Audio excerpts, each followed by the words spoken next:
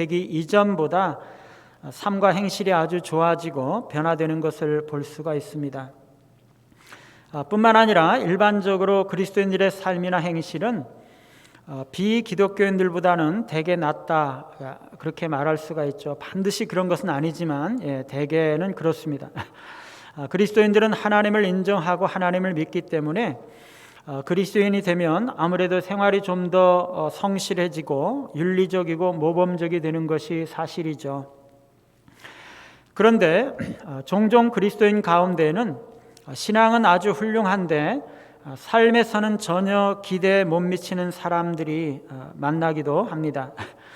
말하자면 교회 생활은 아주 열심히 하고 교회와 성경에 대해서는 아주 잘 알고 신앙은 아주 좋은 것 같은데 너무나 이기적이고 아주 인색하다든지, 아니면 자신의 이익과 관련된 일은 아주 피도 눈물도 없는 맹혈 인간 같다든지, 아니면 성격이 너무나 강해서 말이 잘 안 통하고 도무지 먹혀 들어가지 않는다든지, 기도는 많이 하는데 성품은 교만하거나 말에 독소가 많다든지 하는 경우가 있는 것이죠.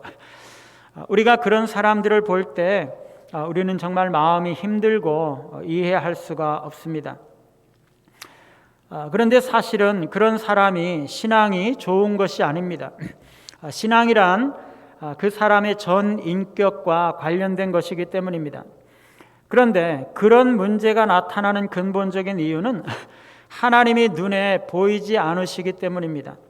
하나님이 보이지 않기 때문에 자기 마음대로 아무렇게나 종교적인 열심을 내면서도 그것이 신앙이라고 믿어버리는 거죠. 하나님께서 내 기도를 받으셨는지 아닌지, 이것이 하나님께서 받으시는 바른 예배인지 아닌지 그걸 잘 모르는 것입니다. 그렇기 때문에 그냥 자기 생각대로 믿어버리는 거죠. 신앙이 정말 좋은 사람은 하나님이 말씀하시는 모든 말씀을 듣고 그 모든 말씀대로 순종하면서 살아가는 사람입니다. 하나님의 말씀 중에 내가 좋아하는 말씀만 순종한다든지, 아니면 순종하기 쉬운 말씀만 순종한다든지 하면서 하나님의 말씀을 부분적으로만 실천을 한다면 그것은 좋은 신앙 혹은 바른 신앙이라고 말할 수가 없는 거죠. 그 사람이 아무리 종교적인 열심을 내고 아무리 기도를 많이 한다고 할지라도 그것은 건강한 신앙이 아닌 것입니다. 오늘 이스라엘 사람들은요, 겉으로 볼 때는 종교적인 열심이 있고 아주 신앙이 있는 사람들 같아 보였지만 실상은 전혀 그렇지 않았다는 것입니다. 11절에 보니까 에브라임은 마치 길들인 암소 같아서 곡식 밟기를 좋아하나 내가 그의 아름다운 목에 멍에를 메우고 에브라임 위에 사람을 태우리니 유다가 밭을 갈고 야곱이 흙덩이를 깨뜨리리라, 이렇게 말씀하죠. 여기서 이스라엘의 신앙과 삶을 농사일로 비유해서 말씀을 하고 있습니다. 에브라임, 즉 북왕국 이스라엘은 곡식 밟기를 좋아하게 길들여진 암소와 같다, 이렇게 말씀하고 있습니다. 여기서 밭 가는 일과 곡식 밟는 일이 대조가 되고 있죠.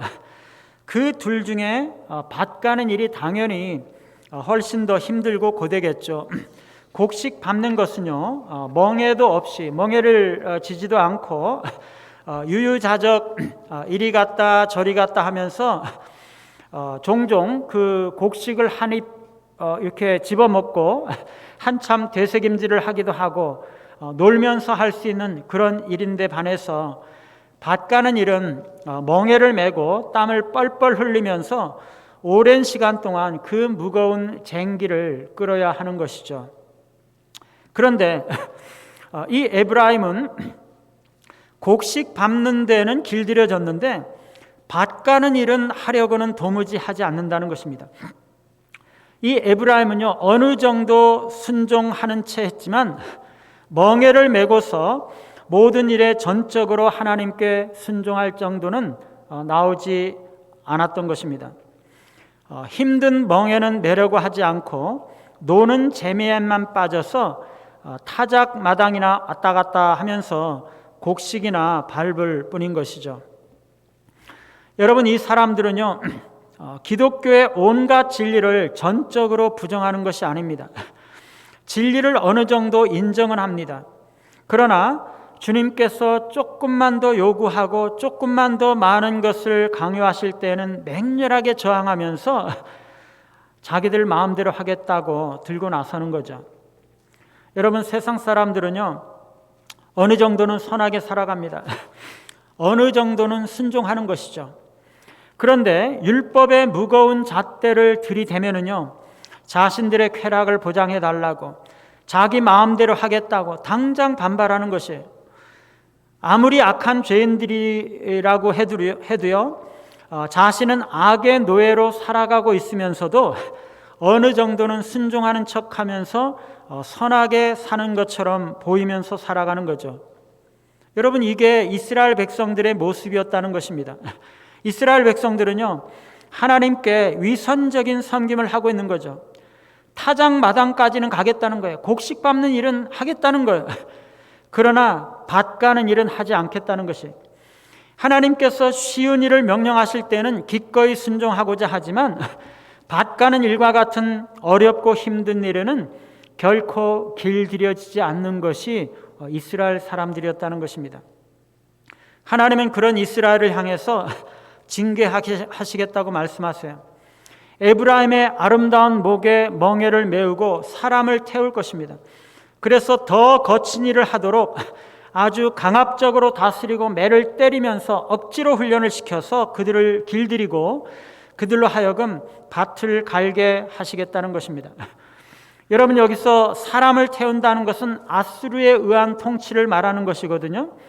하나님은 이스라엘의 목에다 멍에를 맬 뿐만 아니라 그 등 위에 사람을 태우고 딱딱하게 굳어진 밭을 갈고 그 돌같이 단단한 흙덩이를 깨뜨리는 쟁기질을 하게 될 것이라고 말씀하고 있는 것이죠.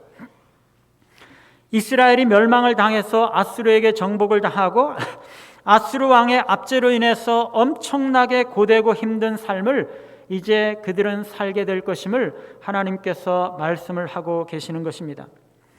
여러분, 왜 이렇게 북왕국 이스라엘이 멸망을 당해야 되는 건가요? 이 호세아 선지자는요, 북왕국 이스라엘의 여로보암 왕 때에 선지자로 부름받아 활동했던 사람인데, 이 여로보암 왕은 북왕국 전체 19왕들 중에 13번째 왕으로서 41년 동안이나 통치했던 왕입니다. 근데 이 여로보암 시대는요, 엄청난 물질적인 번영의 시대예요. 다윗과 솔로몬 이후로 이 여로보암 때보다 더 번성했던 때는 없었습니다. 여로보암 왕은요, 이스라엘 왕국을 아주 크게 부흥을 시켰고, 대외적으로는 다윗과 솔로몬이 가지고 있었던 영토를 거의 회복했을 뿐만 아니라 엄청난 경제적인 번영을 이루었던 것입니다. 그런데요, 윤리적인 영적인 관점에서 보면 이 시대는 엄청나게 타락한 시대라는 것이에요. 지도자들이 온통 부패했고, 그래서 온 나라가 신앙적으로 영적으로 부패해졌어요. 온 백성이 금송아지를 만들어서 섬기면서 우상 숭배에 빠지고 하나님을 떠났어요. 물질적으로는요, 그렇게 풍요로운 시대였지만 영적으로는 그렇게 어두운 시대였다는 것입니다. 성전에서는 수많은 제사가 드려지고 종교적으로는 그렇게 열심이었지만 하나님의 말씀을 무시하고 하나님을 떠나서 우상을 섬겼던 거죠. 그래서 호세아 선지자는요, 그 하나님을 떠나 안일한 삶을 살아가는 백성들을 향해서 아수르에 의해서 멸망과 압제를 당할 것이라고 하나님의 심판의 메시지를 전하고 있는 것입니다. 여러분, 하나님이 왜 이스라엘에게 아수르의 압제를 받게 하시려는 거죠? 밭을 갈게 하기 위해서예요. 밭을 갈게 하기 위해서. 이스라엘이 멸망해서 다른 나라의 통치와 압제를 받게 되는 것은요, 하나님의 율법을 잘 지키게 하기 위한 훈련의 과정이라는 것이에요. 이스라엘이요, 그냥은 너무나 말을 잘 안 들으니까 아수르 왕의 통치를 통해서 좀 고생을 하면서 강압적으로라도 말을 잘 듣고 좀 더 고분고분해져서 율법을 잘 지키는 백성으로 만드시겠다는 거죠. 여러분, 이스라엘이 열매를 잘 맺지 못했던 것이 말씀의 씨앗이 없어서가 아니라는 것입니다. 그들에게는요, 모세의 율법이 주어져 있었고 하나님의 말씀은 선지자들을 통해서 계속적으로 반복적으로 선포되었어요. 그런데도 이스라엘은 아름다운 신앙의 열매를 맺지 못했던 것입니다. 그것은요, 씨앗이 문제가 있었던 것이 아니에요. 하나님은 선지자들을 통해서 계속 말씀해 오셨어요. 그런데 이스라엘 사람들이요, 그 말씀의 씨앗을 잘 받아서 싹을 내고 열매를 맺고 그렇게 하지를 못했던 것입니다. 씨가 문제가 아니라 밭이 문제였던 것이 이스라엘 자체가 문제였어요. 그래서 12절에 보면은요, 너희가 자기를 위하여 공의를 심고 인애를 거두라. 너희 묵은 땅을 기경하라. 지금이 곧 여호와를 찾을 때니 마침내 여호와께서 오사 공의를 비처럼 너희에게 내리시리라. 이스라엘이 압제자의 예속하에 들어가기를 원하지 않는다면 하나님께로 돌아와야 하는 것인데, 이를 위해서 이스라엘이 해야 할 일이 세 가지라고 말씀을 하고 있죠. 첫 번째, 묵은 땅을 기경하는 것입니다. 여러분, 묵은 땅을 기경한다는 것이 뭘까요? 이것은 먼저 자신들의 심령을 갈아야 한다는 것을 말합니다. 우리 예레미야 4장 3절 4절 우리 슬라이드를 같이 한번 보시면서 같이 한번 읽어보시겠습니다. 3절 4절 시작. 여호와께서 유다와 예루살렘 사람에게 이와 같이 이르노라. 너희 묵은 땅을 갈고 가시덤불에 파종하지 말라. 4절. 유다인과 예루살렘 주민들아, 너희는 스스로 할례를 행하여 너희 마음 가죽을 베고 나 여호와께 속하라. 그리하지 아니하면 너희 악행으로 말미암아 나의 분노가 불같이 일어나 사르리니 그것을 끌 자가 없으리라. 여기 보면은요, 예레미야 선지자도 똑같이 묵은 땅을 기경하라 그렇게 말씀하고 있어요. 여기서 이 예레미야 선지자의 말씀에서 땅은 우리의 마음을 상징하고 있습니다. 묵은 땅이란 과거에는 씨를 뿌리고 열매를 맺었던 그런 땅이었는데 지금은 버려진 땅을 말하는 거죠. 그 묵은 땅을 기경하라는 것입니다. 오래 묵어서 단단해져 버린 그 땅을 갈아엎고 거기에 있던 칡뿌리나 가시덤불이나 엉겅퀴를 다 제거를 하고 이제 씨를 뿌릴 준비를 하라는 거죠. 우리의 심령의 밭을 새롭고 정결하게 해야 한다는 것을 의미합니다. 마음밭을 기경하지 않고 가시덤불에 그냥 파종하는 사람들은요, 헛된 수고를 하는 것이에요. 회개하지 못하고 겸손하지 못한 마음은 묵은 땅이요, 경작되지 못하고 아무 곡식도 심겨지지 아니하고 버려진 땅인 거죠. 그렇지만 그것은 우리가 이용할 수 있는 땅이에요. 우리의 땅이에요. 우리에게 맡겨진 땅이고 우리가 책임져야 될 땅이에요. 그것은 수확이 없고 주인에게 지금은 아무런 유익이 없는 땅인데 우리가 그것을 기경해야 된다는 것이죠. 여러분, 부패한 심령에는요, 자연적으로 돋아나는 가시덤불과 엉겅퀴가 자랄 뿐이에요. 그래서 만일 그것들을 제거하고 땅이 갈아엎어지지 않으면, 그래서 은혜의 단비가 내려서 새로워지지 않는다면 그 땅은 버려지게 될 것입니다. 묵은 땅을 갈아야 된다는 것은요, 우리 자신의 마음을 면밀하게 살피고 하나님의 말씀이 우리의 관절과 골수를 찔러 쪼개도록 허용해야 된다는 것을 말해요. 그래서 우리는 가시떨기와 같이 우리의 수고와 기대를 질식시키는 부패한 모든 뿌리들을 깡그리 뜯어내야 한다는 것입니다. 이 예레미야의 말씀 중에 묵은 땅을 기경한다는 것은 마음의 할례를 행하는 것을 의미합니다. 예레미야는 너희는 스스로 할례를 행하여 마음 가죽을 베라 그렇게 말씀합니다. 단단하게 굳어져 있었던 마음의 가죽을 베어내서 거기에 은혜의 단비가 스며들게 해야 한다는 것입니다. 그래서 마음을 부드럽게 해야 합니다. 여기서 할례라는 것은, 마음의 할례라는 것은 육체를 잘라내는 것처럼 육체의 정욕을 잘라내야 한다는 것을 말합니다. 그것은 죄를 제거하고 세상에 속한 것을 잘라내는 것이에요. 이 할례는요, 헌신의 징표입니다. 하나님을 경외함으로써 율법을 행해야 할 의무가 바로 이 할례이고, 할례가 율법을 행해야 할 의무를 말씀을 하고 우리 자신을 그 율법 준수의 책임 아래 두는 것입니다. 우리는 마음 가죽을 베고 우리의 마음을 찢어야 합니다. 그래서 우리는 잡초와 가시와 같은 모든 부패한 욕망들을 마음에서 씻어내고 자기 죄로 인해서 겸비하고 죄의식에서 회개하는 그러한 마음을 품어야 한다는 것입니다. 묵은 땅을 기경한다는 것은요, 굳은 마음을 부드럽게 한다는 것이에요. 선지자들을 통해서 하나님은 반복적으로 성령을 주셔서 돌같이 굳은 마음을 부드럽게 하실 것이라고 약속하셨어요. 에스겔 11장 19절에 보니까 내가 그들에게 한 마음을 주고 그 속에 새 영을 주며 그 몸에서 돌 같은 마음을 제거하고 살처럼 부드러운 마음을 주어 내 율례를 따르며 내 규례를 지켜 행하게 하리니 그들은 내 백성이 되고 나는 그들의 하나님이 되리라 말씀합니다. 하나님은 우리에게 새 영을 주셔서 돌 같은 마음을 제거하고 살처럼 부드러운 마음을 주시겠다, 그렇게 말씀하세요. 여러분, 제가 결혼식 때 이제 호텔에서 한번 식사를 해보니까요, 고기가 정말 얼마나 부드러운지 몰라요.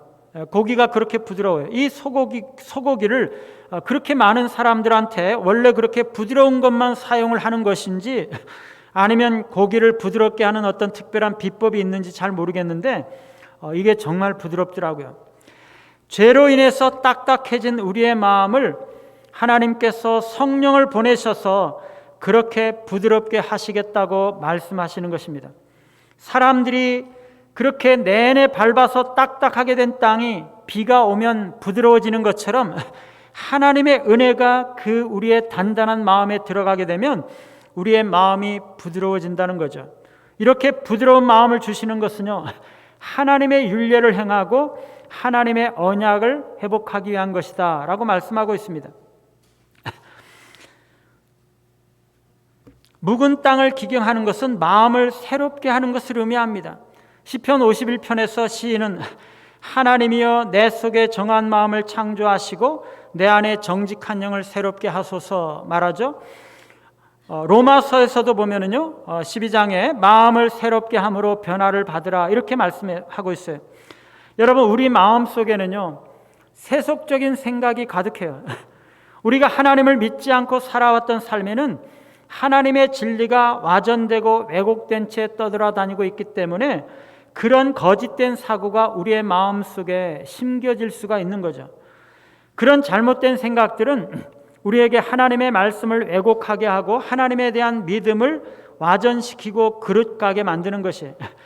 그래서 우리는 마음을 새롭게 함으로써 변화를 받아서 우리 안에 있는 그 세상적인 생각들, 세속적인 생각들, 인간적인 생각들, 이방인으로서의 믿음, 이런 것들을 다 내어버리고 하나님의 말씀과 진리로 우리 안에 채워야 하는 거죠. 그렇게 하지 않으면요, 우리 안에 있었던 그 세속적인 생각, 잘못된 생각들은 우리를 하나님으로부터 멀어지게 하고 우리가 하나님 안에서 기쁨으로 살아가는 것을 방해하는 것입니다. 사랑하는 여러분, 똑같은 예배 시간에 똑같은 말씀을 듣는데 어떤 사람은 은혜 받고 열매를 맺는데 어떤 사람은 은혜 받지 못하는 이유가 무엇이죠? 마음밭이 기경이 안 되었기 때문이에요. 묵은 땅을 기경하는 것은요, 옥토밭이 되는 것이에요. 예수님께서 네 가지 밭의 원리를 비유를 말씀을 하셨죠. 우리가 어떻게 해야지 그 옥토밭이 됩니까? 먼저 말씀을 드려야 되는 거죠. 길가밭은요, 말씀이 하나님의 마음이 우리의 마음이 하나님의 말씀에 가까이 하지 못하고 말씀에 주의를 기울이지 못하게 합니다. 말씀을 듣고자 할 때마다 자꾸 딴 생각이 나게 하고 말씀을 듣지 못하게 하죠. 그러나 일단 우리는 말씀을 들어야지 돼요. 돌짝밭은요, 마음이 굳어져서 말씀을 깊이 듣지 못하는 것이에요. 야, 이거 참 좋은 말씀이다, 이거 참 하나님의 말씀이다, 이렇게 생각은 되어도 마음 깊은 곳에 말씀의 감동이 울리지가 않는 거죠. 왜냐하면 죄로 인해서 혹은 세상적인 생각으로 인해서 마음이 굳어져 있기 때문이에요. 마음을 굳어지게 하는 그 죄를 제거하고 밭을 갈아엎고서 그 돌멩이들을 다 치우고 나서야 바위같이 딱딱해진 마음이 부드러워진다는 것이, 그리고 거기에 엉겅퀴와 찔레와 가시떨기를 제거해야 된다는 거죠. 가시떨기 밭은요, 마음속에 가시떨기가 있어서 말씀의 기운을 막습니다. 세상의 염려와 재리의 유혹, 이런 것들의 마음을 빼앗기면 그것이 말씀을 질식하게 하고 결실을 하지 못하게 하는 것이, 마음을 부드럽게 하고 가시떨기를 제거해서 옥토밭이 되어야 말씀의 씨가 자라서 30배, 60배, 100배의 결실을 맺는 것이, 묵은 땅을 기경한다는 것은요, 우리의 마음밭이 옥토밭과 같이 되는 것을 의미합니다. 여러분, 모든 땅이 열매를 맺는 것이 아니라 4가지 밭 중에서 옥토만이 열매를 맺는 것을 우리가 기억할 필요가 있어요. 사랑하는 여러분, 묵은 땅을 기경해야 합니다. 하나님은 이스라엘에게 너희가 묵은 땅을 기경하면 여호와께서 임하사 의를 비처럼 내리고 그들에게 예비되었던 심판을 면하고 그들에게 영적인 축복과 구원이 주어질 것이라고 말씀하고 있습니다. 하나님은요, 너희 묵은 땅을 기경하라고 말씀하세요. 여러분, 그것은 처음부터 황폐한 땅이 아니었습니다. 한때는 풍요로운 열매와 소출을 내어서 주인에게 기쁨을 주었던 땅입니다. 그런데 지금은 잡초와 가시덤불과 엉겅퀴가 나서 경작하지 않고 곡식과 열매를 산출하지 못하게 된 황폐한 땅이 된 거죠.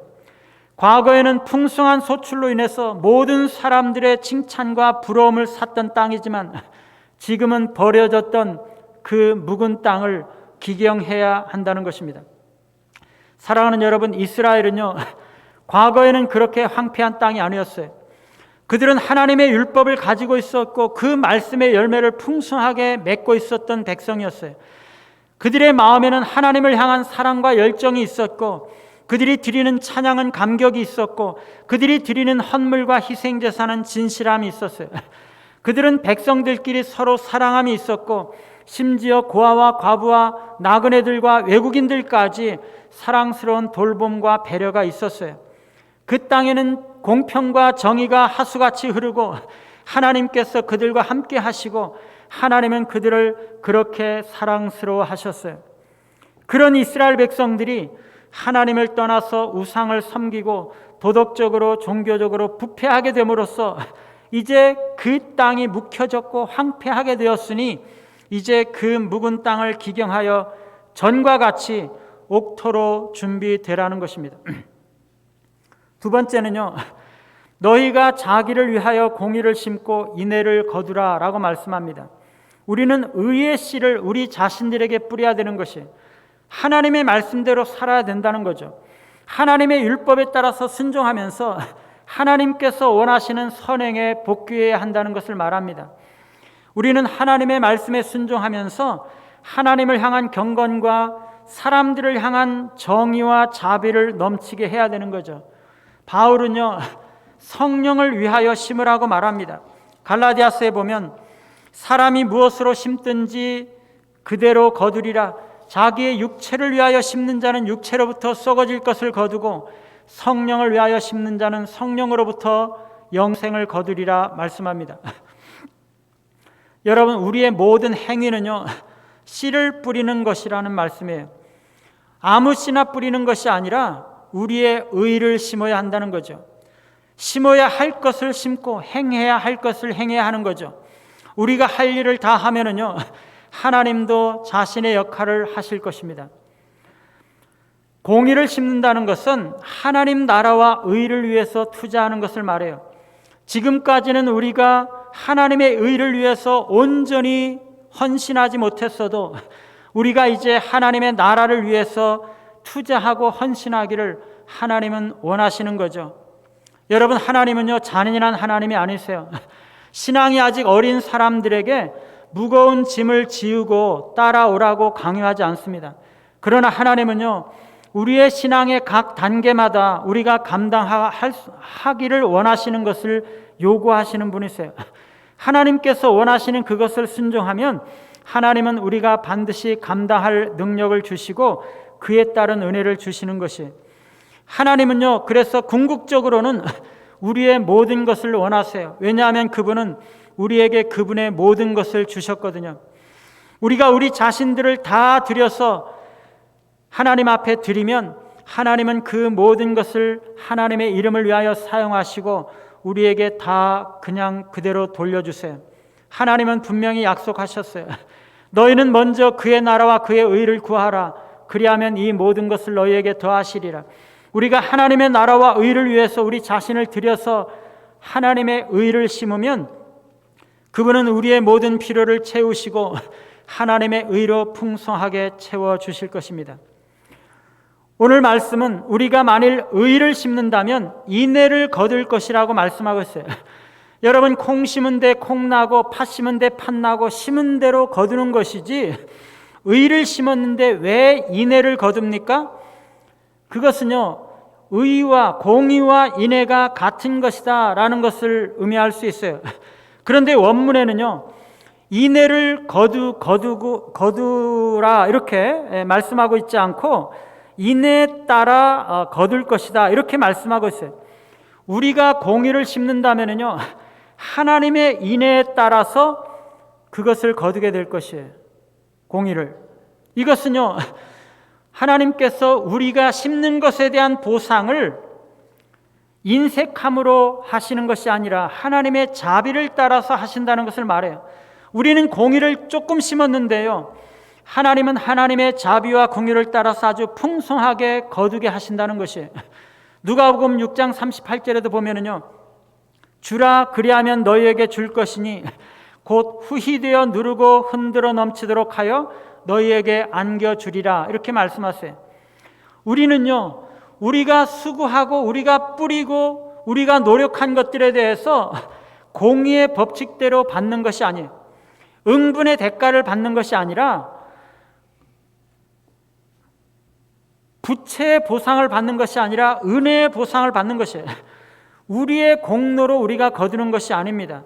자비로 거두는 것입니다. 한량없이 풍성하신 하나님의 자비를 따라 우리가 되돌려 받는 것이에요.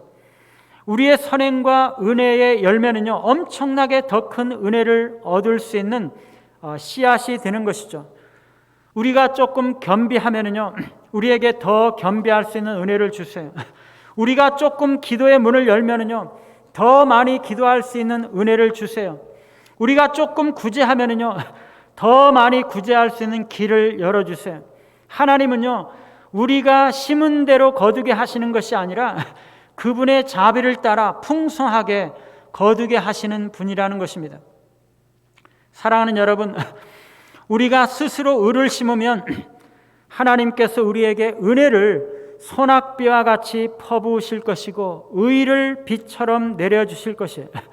여러분, 여기서 의를 비처럼 내리신다라는 것은 그리스도께서 오신다는 말씀이세요. 그리스도께서 비처럼 내려오실 것임을 시편에서 예언하고 있어요. 시편 72편 6절에 보면 그는 메시아죠. 벤풀 위에 내리는 비같이 땅을 적시는 소낙비같이 내리리니 그는 의로운 여호와로 오실 것이에요. 우리에게 의를 비처럼 내려주실 것이에요. 메시아가 가져오실 것은 영원한 의입니다. 그는 의를 풍성하게 허락하실 것이에요. 우리가 묵은 땅을 기경하고 하나님의 의를 심으면 우리에게 하나님의 성령이 비와 같이 부어주실 것이에요. 우리가 그것을 기도해야 되는 거죠. 세 번째는요, 하나님은 이스라엘에게 여호와를 찾으라고 말씀하세요. 농부는 밭 갈 때나 씨 뿌릴 때나 하나님께 눈길을 돌리고 하나님에게 적기에 강우를 구해야 되는 거죠. 우리는 여호와를 바라보고 하나님의 은혜를 바라면서 뿌려진 씨앗을 축복하게 해달라고 하나님께 요구하는 것입니다. 여러분, 우리가 어떻게 여호와를 찾습니까? 하나님은요, 하나님의 말씀 속에서 발견되는 것이에요. 우리가 예배를 드리면서 하나님의 말씀을 들을 때 거기에 하나님께서 계시는 거죠. 우리가 하나님의 말씀인 성경을 읽을 때 거기에 하나님이 살아계신 것을 발견하게 되는 거죠. 모든 성경에 하나님이 어디에나 계세요. 한 군데만 계신 것이 아니라 성경 어디에든지 조금만 파면 어디에나 계십니다. 우리가 조금만 주위에서 성경을 보면 성경 어디에나 하나님을 발견할 수 있어요. 또한 우리가 기도할 때, 그리고 우리가 찬양할 때 우리의 기도와 그 찬양 가운데 우리는 하나님을 만나는 것입니다. 간절한 마음으로 기도하고 찬양할 때 하나님은 찾아와 주시고 만나 주시는 거죠. 우리는 하나님을 간절히 찾아야 돼요. 그러면 하나님은 우리를 만나 주십니다. 오늘 호세아는 지금이 그 일을 할 때라고 말씀하고 있습니다. 지금이 여호와를 찾을 때입니다. 농부는요, 파종기에 씨를 뿌려야 되는 거죠. 여호와를 찾는 것은요, 매일매일 해야 될 일이지만 하나님의 섭리와 은혜가 주시는 특별한 때가 있는 것이에요.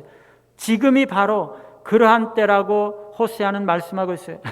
13절에 너희는 악을 밭가라 죄를 거두고 거짓 열매를 먹었나니 이는 내가 내 길과 내 용사의 많음을 의뢰하였음이니라. 여러분, 이스라엘은요, 땅을 묵혀두었다고 말했지만 그렇다고 전혀 농사를 하지 않은 것이 아니었어요. 그들은 여전히 밭을 갈고 씨를 뿌리고 열매를 거두고 그것을 먹으면서 살고 있었던 것이에요. 그런데 하나님은요, 그것이 잘못된 농사였고 잘못된 삶이었다고 말씀하고 있어요. 이스라엘은 밭을 갈아서 악을 뿌렸고 죄를 거두었고 거짓 열매를 먹었다고 말씀합니다. 그들은 하나님의 말씀을 뿌리고 말씀의 열매를 거두고 그것을 먹으면서 산 것이 아니에요. 이스라엘이 사는 삶은요, 하나님을 위한 것이 아니었어요. 하나님과 멀어진 채 죄를 섬기고 자기를 섬기고 세상을 섬기느라고 너무나 많은 고생을 하면서 악의 불길 속에서 수고를 하면서 살아간 것이에요. 그들은 그들의 영혼을 망칠 일들을 너무나 많이 저질렀어요. 그들은 거짓 열매를 먹었어요. 그것은 정말 아름답게 보이지만 썩은 열매였다는 것이에요. 어둠에 이른 열매가 없는 것입니다. 그것은 영혼을 살찌게 하지 못하고 영혼을 건강하게 하지 못하는 열매예요. 먹어도 배부르지 않고 배부른 것처럼 보이고 헛배가 부르지만 결코 영양가가 없는 거짓된 열매인 것입니다. 여러분, 우리가 하나님을 의뢰하면서 살지 않는다면 그것은 참된 열매를 맺지 못하는 것이에요.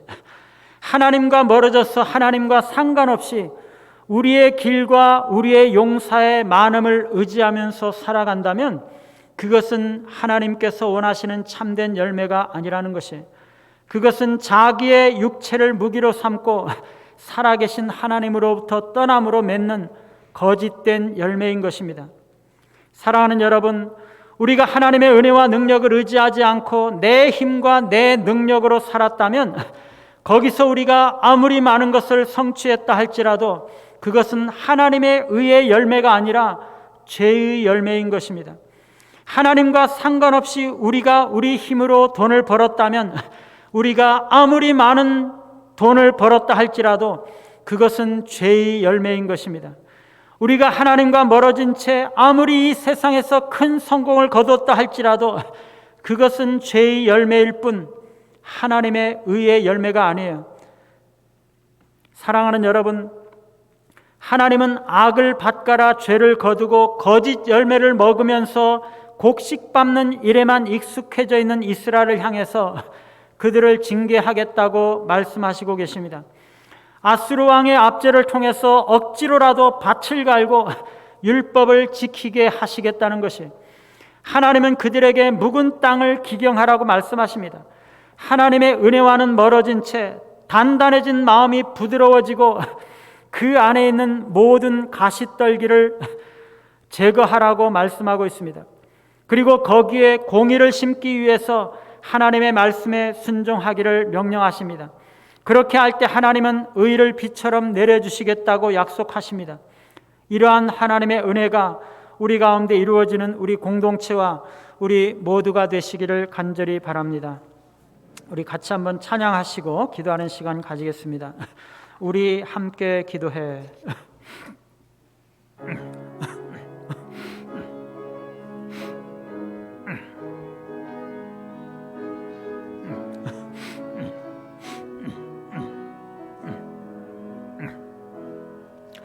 우리 함께 기도해 주 앞에 나와 무릎 꿇고 긍휼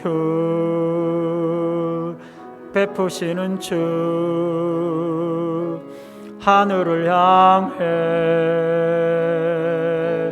두 손 들고 하늘 문이 열리고 해의 빗줄기 이 땅 가득 내리도록 마침내 주 오셔서 의의 빗줄기 우리 위에 부으시도록 하늘 문이 열리고 해의 빗줄기 이 땅 가득 내리도록 마침내 주 오셔서 의의 빗줄기 우리 위에 부으시도록. 이 시간 우리 같이 한번 기도할 때 오늘 말씀을 기억하면서 한 목소리로 기도하기를 바랍니다. 하나님, 우리가 하나님의 모든 말씀에 순종하지 못했던 것 용서해 주십시오. 하나님, 우리가 이제 묵은 땅을 기경하기를 원합니다. 단단하게 굳어진 우리의 마음을 부드럽게 해주시고 우리 안에 있는 모든 가시떨기를 제거해 주옵소서. 우리가 우리를 위해서 하나님의 의를 심기를 원하오니 우리에게 의를 물과 같이 부어 주십시오. 우리가 지금까지 하나님과 상관없이 살면서 우리의 힘과 우리의 능력을 의지하면서 살면서 죄의 열매를 거두었던 것들 용서해 주시고 우리에게 신앙의 부흥을 허락해 달라고 오늘 말씀을 기억하면서 한 목소리로 같이 한번 기도하겠습니다. 살아계시고 은혜로우신 아버지 하나님, 너무나 감사합니다. 하나님, 오늘 호세아 이 말씀을 통하여 아버지 이스라엘 백성들을 돌아보게 하시고 우리 자신들을 살펴보게 하시니 너무나 감사합니다. 하나님 아버지, 이스라엘 백성들이 하나님의 모든 말씀에 순종한 것이 아니라 하나님 종교적으로 그들이 뛰어나고 열심이었을지라도 하나님을 떠나서 자기 마음대로 신앙생활하였던 것들을 아버지 우리가 보았나이다. 하나님, 그들이 곡식 밟기에는 익숙하지만 하나님 앞에 참으로 밭을 갈기에는 참으로 부족하고 아버지 하나님 참으로 헌신되지 못한 모습이었음을 주님 앞에 고백합니다. 하나님 참으로 우리가 아버지 하나님 이 시간 하나님 앞에 나아가오니 하나님 아버지, 저희들 가운데 하나님 앞에 온전하게 순종하지 못했던 것들을 용서하여 주시고 하나님, 우리 안에 참으로 묵은 땅을 기경할 수 있도록 은혜를 더하여 주옵소서. 아버지 하나님 아버지, 우리의 심령 가운데 아버지 하나님 참으로 굳은 마음들을 부드럽게 하여 주시고 우리 안에 있는 가시떨기와 엉겅퀴를 아버지 제거하여 주시고 우리 안에 말씀을 참으로 막는 아버지 참으로 그 모든 아버지 세상적인 사고와 하나님 죄악된 것들을 아버지 하나님 제거하여 주셔서 하나님, 우리의 심령들이 옥토와 같이 준비되어 줄 수 있도록 은혜를 더하여 주시옵기만을 소원합니다. 아버지 하나님 아버지, 저희들의 영혼들이 하나님 앞에 나아가기를 원하오니 주님께서 은혜를 베풀어 주시오며 하나님 아버지, 우리가 참으로 하나님 옥토와 같이 준비되어서 하나님의 의를 심고 의를 거두는 저희들이 되도록 도와주옵소서. 우리가 회개하며 하나님 앞에 나아갈 때 우리들 가운데 하나님께서 찾아오시고 하나님의 성령으로 부어주시고 그리스도께서 의를 저희들 가운데 참으로 피와 같이 부어 주옵소서. 우리의 심령들이 부흥하게 하시고 하나님의 공동체가 깨어날 수 있도록 은혜를 더하여 주옵소서. 우리 함께 기도해 다시 한번 찬양하겠습니다.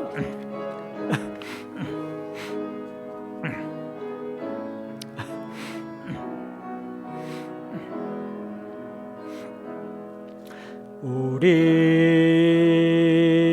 함께 기도해 주 앞에 나와 무릎 꿇고 긍휼 베푸시는 주 하늘을 향해 두 손 들고 하늘 문이 열리고 해의 빗줄기 이 땅 가득 내리도록 마침내 주 오셔서 의의 빗줄기 우리 위에 부으시도록. 아멘. 기도하겠습니다. 이제는 우리 주 예수 그리스도의 은혜와 아버지 하나님의 사랑과 성령의 감동 감화 역사 충만하심이 너희 묵은 땅을 기경하라 말씀하시는 하나님의 음성을 듣고 내 안에 굳은 마음을 부드럽게 하며 가시떨기와 모든 죄들을 제거하고 하나님께서 원하시는 옥토와 같이 되어서 하나님의 모든 말씀을 마음밭에 받아들이고 말씀의 열매를 맺고 하나님께 영광 돌리며 살아가기로 결심하는 하나님의 모든 백성들 위해 그들의 가정과 자녀들과 인생과 생업 위에 이 교회와 조국 교회 위에 이제와 영원토록 항상 함께 있을지어다. 아멘.